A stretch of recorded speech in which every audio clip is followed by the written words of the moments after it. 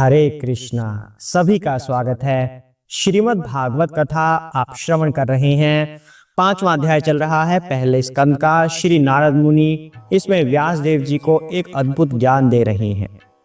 जब व्यास देव जी सरस्वती नदी के तट पर बैठे हुए थे बद्रिकाश्रम में और बड़े ही चिंतित थे कि मैं असंतुष्ट क्यों हूँ। इतने सारे पुराण शास्त्र वेद लिखने के बाद भी मैं असंतुष्ट हूँ और इस असंतुष्टता का क्या कारण है, व्यास देव को कुछ समझ नहीं आ रहा था। तब श्री नारद मुनि उन्हें ज्ञान देने के लिए आए। तो श्री नारद मुनि यहाँ पर अपने पूर्व जन्म के बारे में बता रहे हैं कि पूर्व जन्म में संतों महात्माओं की उन्होंने वंदना की, उनकी सेवा की थी। तो संत महात्माओं ने उन्हें गुह्यतम ज्ञान दिया। उस गुह्यतम ज्ञान से वे भगवान की शक्तियों को पहचान सके कि भगवान की 3 शक्तियों के बारे में कल वर्णन हुआ था कि पहली शक्ति जो आध्यात्मिक जगत का निर्माण करती है, दूसरी शक्ति भौतिक जगत का निर्माण करती है और इन दोनों के बीच में एक शक्ति और होती है, वो जीवों का निर्माण करती है। और फिर बताया गया था कि जीव उनका स्वभाव सेवा का होता है कि वो भौतिक जगत की सेवा करते हैं या आध्यात्मिक जगत की सेवा करते हैं।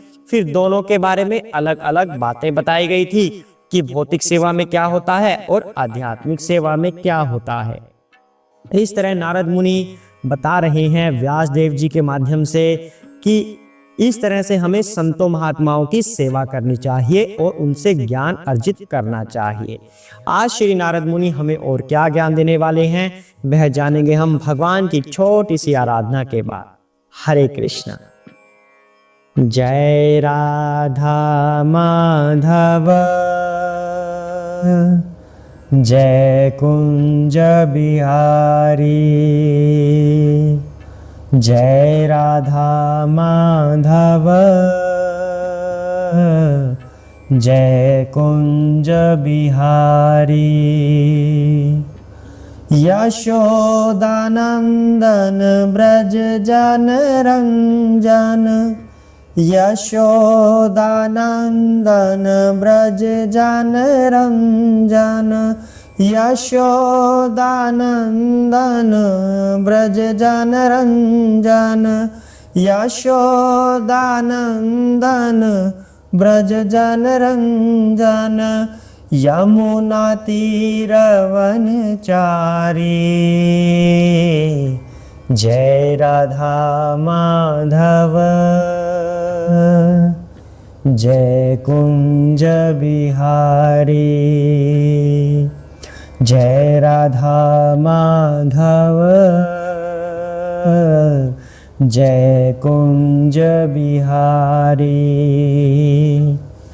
हरे कृष्णा कृष्णा कृष्णा हरे हरे, हरे राम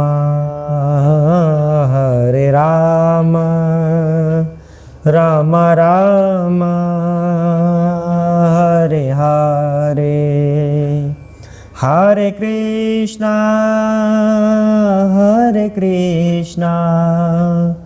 कृष्णा कृष्णा हरे हरे, हरे राम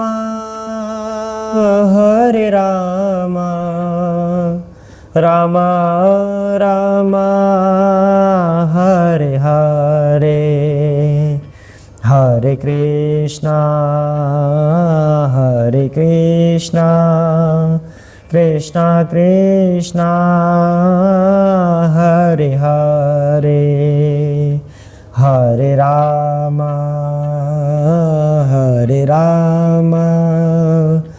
राम राम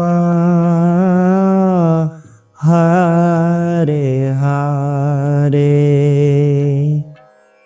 हरे कृष्णा। जय श्री गणेश, जय सरस्वती माता की, श्री व्यास देव की जय हो, चैतन्य महाप्रभु की जय हो, श्री नारद मुनि की जय हो, श्री प्रभुपाद की जय हो, सुखदेव महाराज की जय हो, सूर्य जी महाराज की जय हो, सभी के गुरु महाराज की जय हो, शिव शंकर भोलेनाथ पार्वती माता की जय हो, विष्णु भगवान लक्ष्मी माता की जय हो। राधे कृष्णा। जय सिया राम। हरे कृष्णा। ओम नमो भगवते वासुदेवाय। तो पाठ को आगे बढ़ाते हैं। श्री नारद मुनि व्यास देव जी को बड़ा ही सुंदर ज्ञान दे रहे हैं। उससे हमें भी बहुत कुछ सीखने की आवश्यकता है।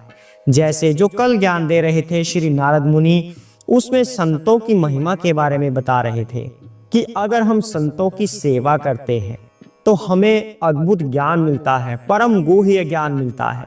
और संतों की अगर कृपा हो जाए तो हम भगवान के प्रिय बन सकते हैं। भगवान के प्रिय बन गए तो फिर तो सभी दुखों से निपटारा, फिर तो आवागमन से मुक्ति। तो इस तरह से संतों की महिमा के बारे में बताया गया। आज श्री नारद मुनि क्या बताएंगे, हम उस पर चर्चा करेंगे। हरे कृष्ण। एता संसूचिताम ब्राह्मण तापत्रया चिकित्सिताम यात ईश्वरे भगवती कर्म ब्रह्मणि भावितम। हरे कृष्णा। हे ब्राह्मण, व्यासदेव, विद्वानों द्वारा यह निर्धारित हुआ है कि समस्त कष्टों तथा दुखों के निवारण का सर्वोत्तम उपचार यह है कि अपने समस्त कर्मों को पूर्ण पुरुषोत्तम भगवान श्री कृष्ण की सेवा में समर्पित कर दिया जाए। हरे कृष्णा। यहाँ पर कहा जा रहा है कि समस्त दुखों का उपचार श्लोक में दिया गया है।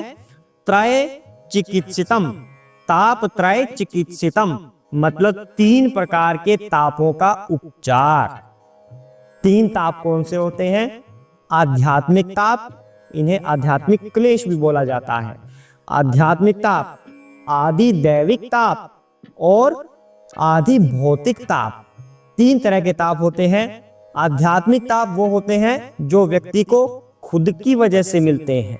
अपने मन में कुछ सोच विचार कर रहा है, डिप्रेशन में जा रहा है, अपने आप से ही जो क्लेश मिलते हैं, ताप मिलते हैं, उन्हें आध्यात्मिक ताप कहा जाता है। आदि दैविक ताप, आदि दैविक ताप वो होते हैं जो प्राकृतिक आपदाओं की वजह से मिलते हैं। कहीं पर बाढ़ आ गई, कहीं पर कोई दुर्घटना हो गई, ठीक है, बाढ़ आना, कोई त्रासदी होना किसी प्रकार की, कहीं पर तूफान आ गया बहुत सारा, कहीं पर भूकंप हो गया, तो ये सब क्या हुआ? नेचुरल कैलामिटीज या प्राकृतिक आपदाएं।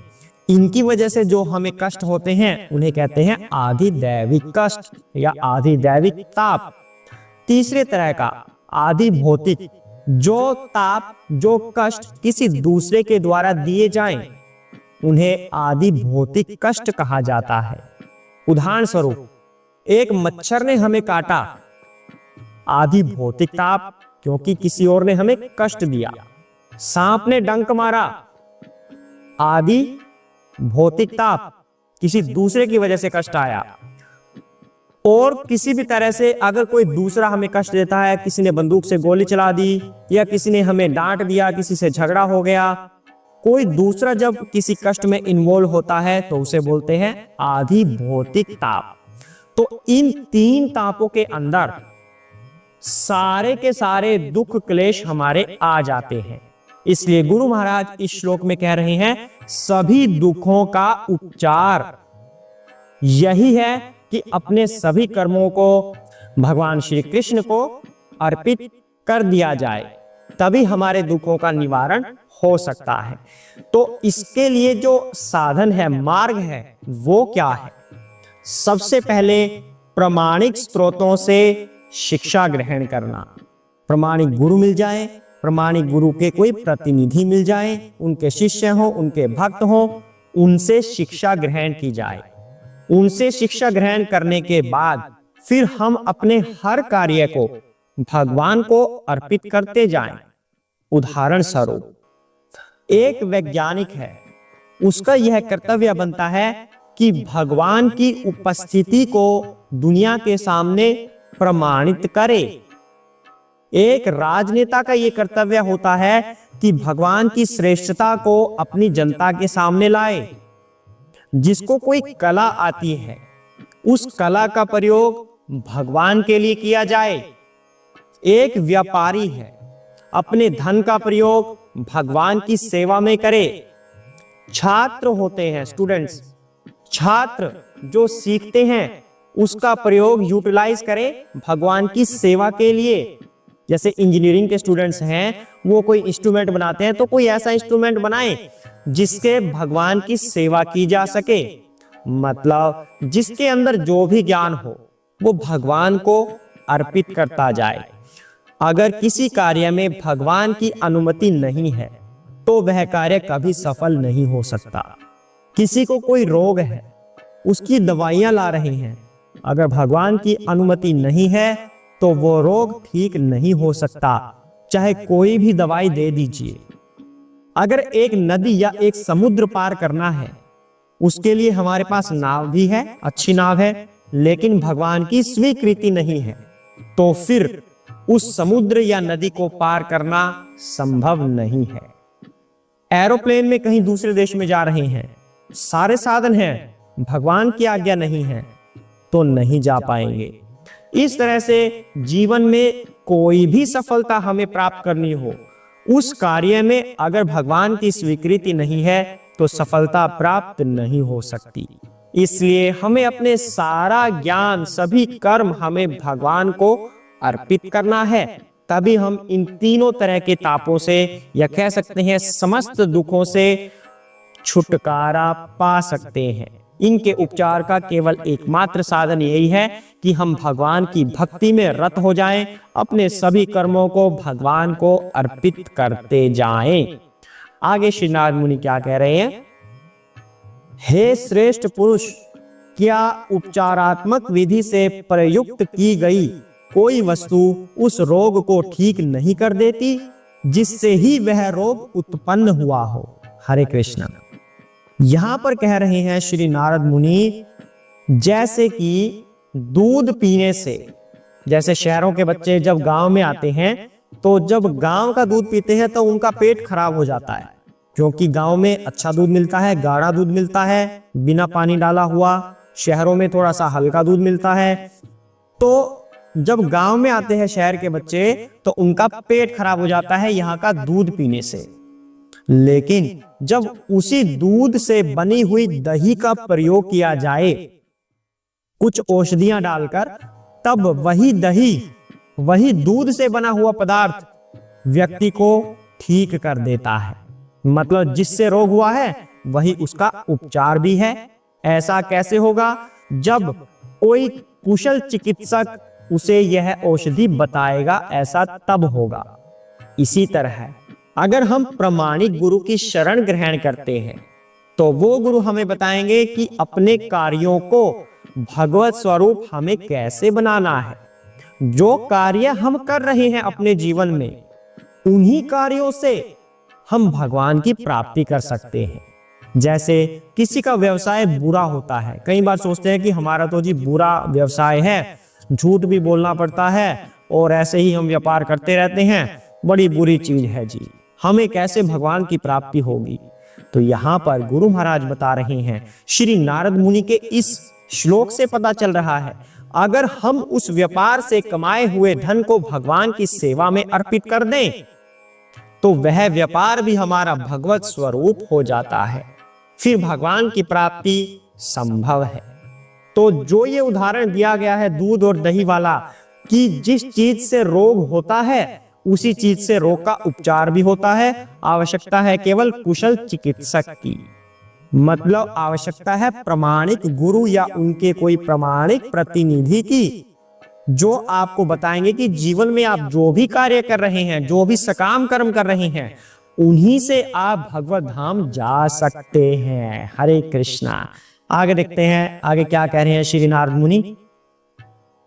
इस प्रकार जब मनुष्य के समस्त कार्यकलाप श्री भगवान की सेवा में समर्पित होते हैं, तब वही सारे कर्म जो उसके शाश्वत बंधन के कारण होते हैं, कर्म रूपी वृक्ष के विनाश करता बन जाते हैं। हरे कृष्णा। यहां पर कहा गया है कर्म रूपी वृक्ष। श्रीमद् भागवत गीता में एक वट वृक्ष की बात की गई थी, जिसे अश्वत्थ वृक्ष भी कहा जाता है। उल्टा वृक्ष था वो, कर्मों का वृक्ष, हमारे कर्मों का वृक्ष। उसको काटना है। वो कैसे कटेगा? कर्मों का वृक्ष। जब व्यक्ति सकाम कर्म करता है, सकाम कर्म करने से क्या होगा कि हमने कोई कार्य किया और उसका फल हमने भोग लिया, यानी कि कोई भी कार्य फल की इच्छा से किया गया। तो ऐसा करने से होगा क्या? हम उसके फल को भोगेंगे। अब क्या पता कि वो फल अच्छा था या बुरा था शास्त्रों के नियम के अनुसार। अगर हमने वो कार्य करने के बाद उसका फल भोगा तो फिर अगर वो बुरा हुआ फिर वो पाप का कारण बनेगा। उस पाप की वजह से हमारा जन्म फिर कुछ इस तरह का होगा जिसकी वजह से हम और पाप करेंगे। तो इसका मतलब क्या हुआ? कर्म बंधन में फंस गए। आवागमन का चक्र चलता रहा, शुरू हो गया आवागमन का चक्र। इसलिए हमें सकाम कर्म नहीं करने। जो भी सकाम कर्म हम कर रहे हैं वही हमारे भौतिक बंधनों का कारण है, लेकिन उन्हीं सकाम कर्मों को हम आध्यात्मिक कर्मों में बदल सकते हैं। आवश्यकता है तो कुशल या प्रामाणिक गुरु की। प्रामाणिक गुरु हमें यह बताएंगे कि जो सकाम कर्म आप कर रहे हैं उसे आध्यात्मिक कर्म में कैसे बदला जाए। श्री भगवान की आज्ञा से, अगर भगवान की कृपा हो तो आपके सभी कार्य, सभी भौतिक कार्य आध्यात्मिक कार्यों में बदल जाएंगे। उदाहरण स्वरूप, आप कोई दुकानदारी कर रहे हो, उससे जो भी आपको आय होती है उसका प्रयोग आप भगवान की सेवा में करते हो। दुकानदारी भी आप ये सोचकर कर रहे हो कि मैं इससे धन कमाकर भगवान की सेवा में लगाऊंगा और हम सबका शरीरों का निर्वाह होगा, तो इन शरीरों से भी भगवान की सेवा होगी। कार्य तो भौतिक था ना, लेकिन मन में आपका क्या है? भगवान की सेवा। तो फिर आपका ये भौतिक कार्य आध्यात्मिक कार्य में कन्वर्ट हो गया। तो इस तरह से हम इस भव बंधन से छूट सकते हैं। यही यहाँ पर बताया जा रहा है कि अगर हम अपने समस्त कार्यकलापों को भगवान की सेवा में अर्पित कर दें तो जो भी सकाम कर्म हम कर रहे हैं वो आध्यात्मिक हो जाएंगे और कर्म बंधनों का जो वृक्ष होता है वह कट जाएगा। हरे कृष्णा। आज के लिए इतना ही करते हैं। आशा करते हैं आपको समझ आ रही होगी श्रीमद् भागवतम। भगवान की दिव्य लीलाओं का वर्णन इसमें आता है। अगर आपको किसी भी स्टेज पर लगे कि समझ नहीं आ रहा है तो पूछ सकते हैं। हरे कृष्णा। ओम नमो भगवते वासुदेवाय।